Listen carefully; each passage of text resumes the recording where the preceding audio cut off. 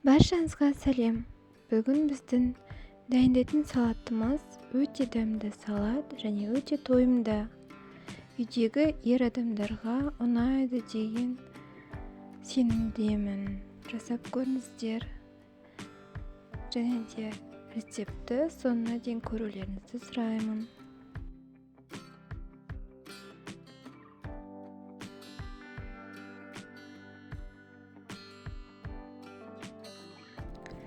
Bir үлкен пиязды аламыз, ортасынан бір бөліп,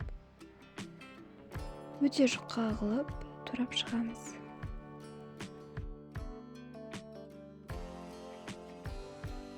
Шұңғыл ыдысымызға 300-400 мл су құямыз. Үстіне үлкен 2 қасық қант саламыз. Артынан 2 үлкен қасық уксус құямыз. Және де пиязымызды осы суға салып, жарты сағатқа, не болмаса 1 сағатқа мариновать етіп қойып қоямыз. Сол кезде біздің пиязымыздың ащы дәмі барлығы шығып кетеді. Пияз өте дәмді болады.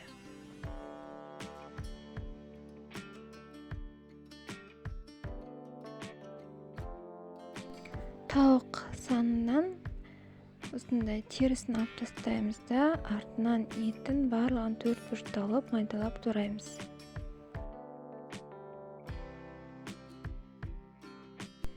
Менде шамамен бір 6 осындай тауық аяқтары кетті.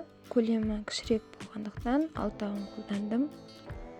Егерде тауықтың филесі болса, яғни кеуде тұсы болса, онда бір кеуде тұсы жетеді.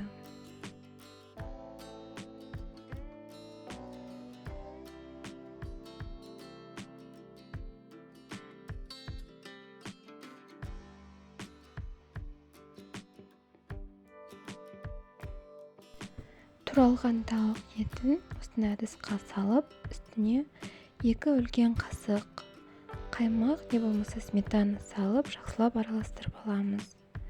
Духовкаға арналған осындай ыдысты қолдандым. Болмаса сіздер разъемный формаға, яғни торт пісіретін форманы қолдансаңыздар болады. Пиязымыз маринадталып болды. Осылай барлық суын құрғатып аламыз.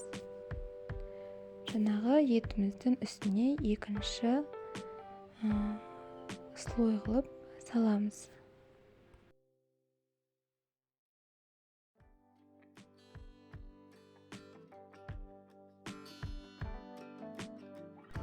Келесі кезек дайын болып пісіп тұрған тауық жұмыртқасы.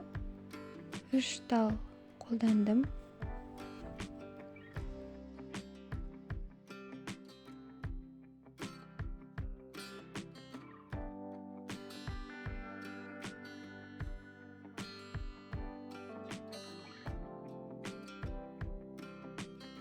Үстіне қаймақ не болмаса майонез жағып шығасыздар. Келесі кезек ірімшікті, яғни сырды үккіштен өткізіп алып, келесі слой қылып, осылай сеп шығамыз.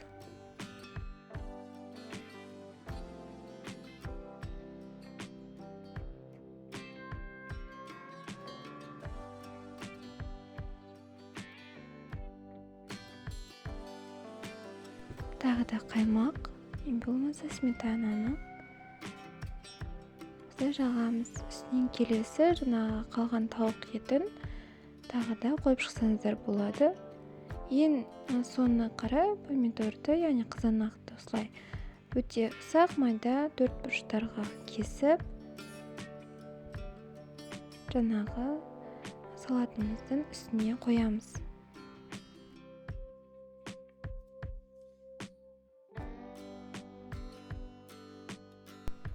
Бұл жерде мен тұз сеп шықтым.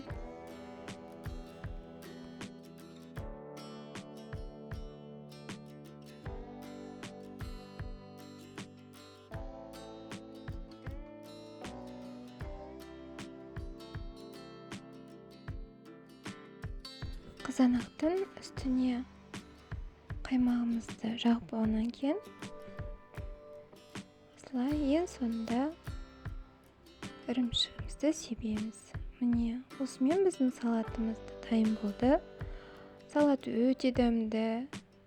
Жаңағы барлық азықтар бір-бірімен жақсы үйлесім тапты. Жасап көріңіздер, өте дәмді болып шығады. Және де менің каналыма тіркеліп, мені қолдап өтіңіздер.